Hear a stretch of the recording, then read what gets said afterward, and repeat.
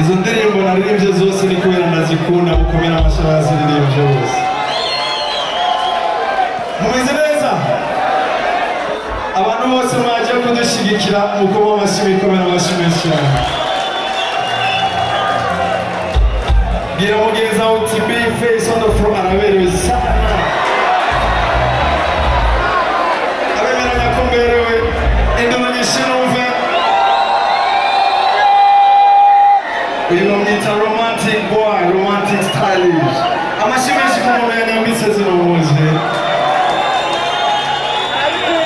Gira mugenzi wawe uti kuwusange n'umuzigo ukomeye rwose. Gushika batwambika ibintu byatabutse tukabyambara sibyo? Nimwihangane none. Yo, let's go my people, we're going out there. Yo. Eske iyi mikro mwumva twumvikana neza? Turumvikana neza? Cyangwa bandugirize volume? Bandugirize volume? Yo, let's go, let's go, let's go. Aha.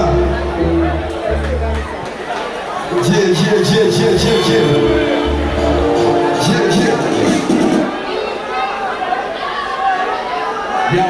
Yeah, man. Kuririmbira ku biziriko jewe no kujaje menyereye. Yeah, man. Hey. Let's go.